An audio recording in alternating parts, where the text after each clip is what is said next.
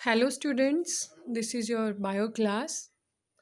तो बच्चों, last lecture में हमने बात की थी एनिमल किंगडम की, जो बेसिस ऑफ क्लासिफिकेशन है, लेवल ऑफ ऑर्गेनाइजेशन, सिमेट्री के बारे में हमने पढ़ा था, ऑर्गेनाइजेशन के बारे में, सिलोमिक कैविटीज, सेगमेंटेशन, इन सब के बारे में जो बेसिक फीचर्स थे, मतलब बेसिक चीज़ें थी, वो हम डिस्कस कर चुके थे। तो चलिए आज हम शुरू करते हैं क्लासिफिकेशन ऑफ एनिमल्स। तो बच्चों, यहाँ इस चार्ट के थ्रू सबसे पहले हमें सिर्फ ये समझना है कि एक ब्रॉड क्लासिफिकेशन जो किया गया था किंगडम एनिमेलिया का, उसमें कुछ फंडामेंटल फीचर्स क्या क्या थे। ओके, फंडामेंटल मतलब बेसिक फीचर्स क्या क्या थे। तो अगर हम बात करें, किंगडम कौन सा है हमारा, एनिमेलिया, और हमें पता होना चाहिए इसमें सभी मल्टी सेलुलर ऑर्गेनिजम्स प्रेजेंट होते हैं। और अगर हम बात करें इसमें ऑर्गेनाइजेशन लेवल, तो दो हमारे यहाँ पर प्रेजेंट रहेंगे, one is cellular level, another one is tissue organ और ऑर्गन सिस्टम लेवल।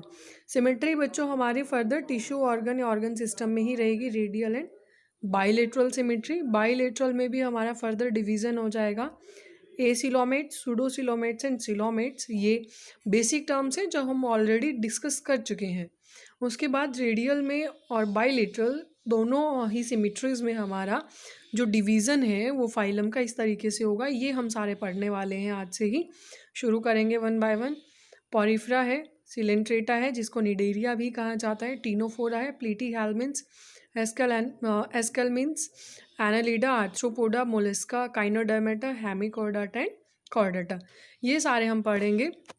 हाँ, तो चलिए स्टूडेंट्स बात करते हैं। सबसे पहले जो क्लासिफिकेशन ऑफ एनिमल्स में फर्स्ट जो फाइलम आता है हमारा, दैट इज़ पॉरीफ्रा। पॉरीफ्रा में स्टूडेंट सबसे पहले एक बेसिक आपको पता होना चाहिए, इसके अंदर हमारे सभी के सभी कौन से मेंबर्स आते हैं, स्पंजीज आते हैं। कौन से आएंगे, स्पंजीज आएंगे। मोस्टली मेराइन है, एसिमेट्रिकल टाइप ऑफ सिमेट्री इनके अंदर है, और सेल्यूलर लेवल ऑफ ऑर्गेनाइजेशन है। तो इसीलिए जो फर्स्ट लेक्चर है वो आपका बहुत इंपॉर्टेंट हो जाता है इन बेसिक टर्म्स को समझने के लिए।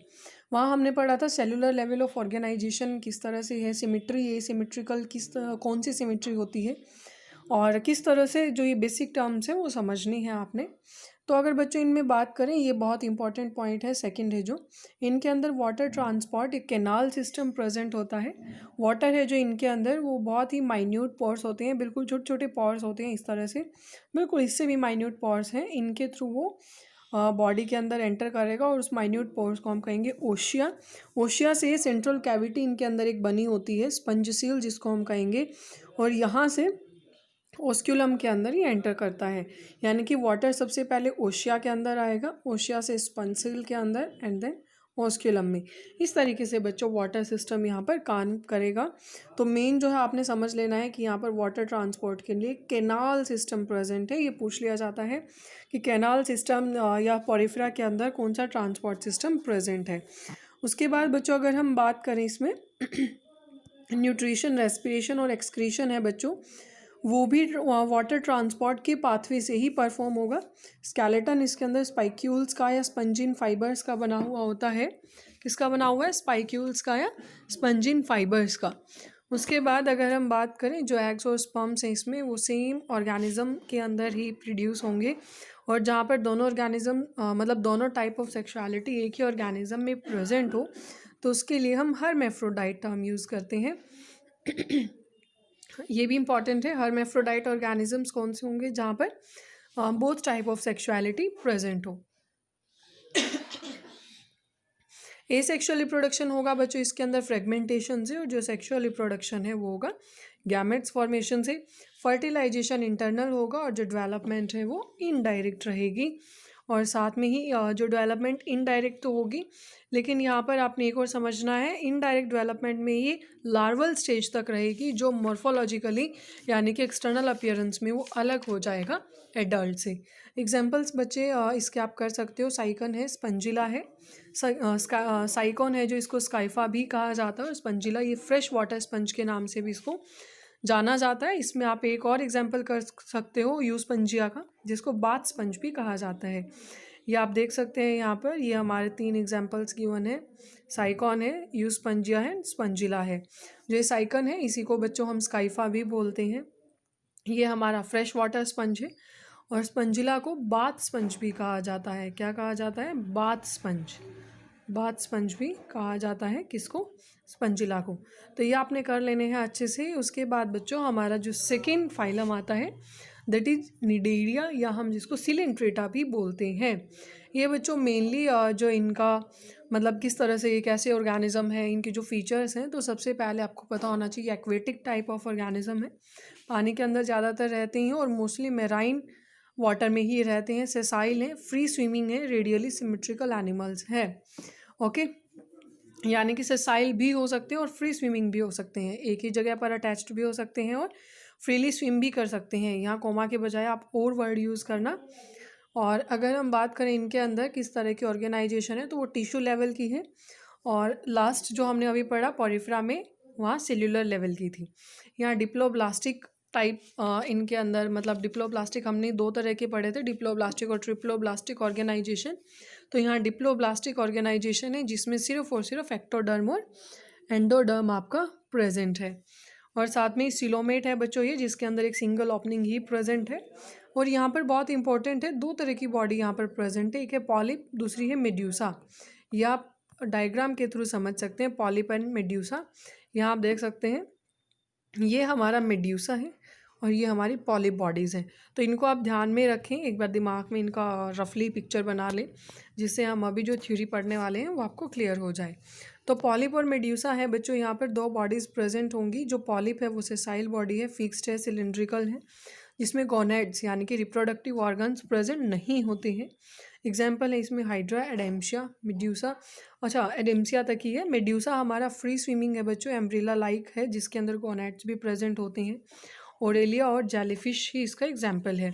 यहाँ आप देख सकते हैं हमने मेड्यूसा की बात करी कि मेड्यूसा हमारा फ्री स्विमिंग है, ये आप देख भी सकते हैं, फ्री स्विमिंग स्ट्रक्चर है, ये सेसाइल है, एक ही जगह अटैच रहेगा।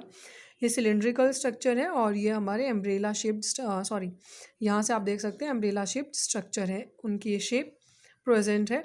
और अगर हम बात करें एक लास्ट कैरेक्टरिस्टिक्स की इसके अंदर, तो बच्चों कुछ निडेरियंस ऐसे हैं जिनके अंदर दोनों ही तरह की फॉर्म्स प्रेजेंट हैं। ये भी इंपॉर्टेंट है कि दोनों तरह की फॉर्म्स, पॉलिप और मेड्यूसा किस में आ रहे हैं, दोनों ही हमारे ओबेलिया में।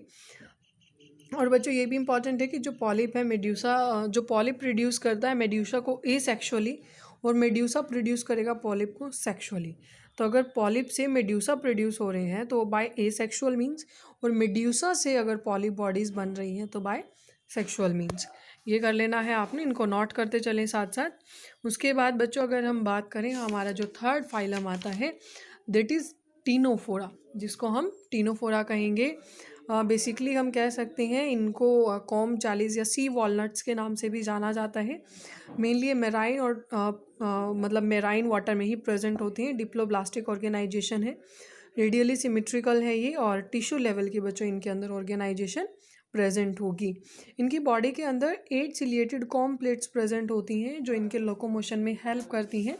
इसका भी आप डायग्राम के थ्रू समझ सकते हो। यहाँ आप देख सकते हो 8 सिलिएटेड कॉम लाइक स्ट्रक्चर्स इसके अंदर प्रेजेंट हैं, और ये इस तरह से थ्रेड लाइक स्ट्रक्चर भी प्रेजेंट है। ये सभी इसके मूवमेंट में हेल्प करते हैं। किस में हेल्प करते हैं, लोकोमोशन में। और लोकोमोशन आपको पता होना चाहिए, लोकोमोशन और मूवमेंट हमारे दो चीज़ें आती हैं।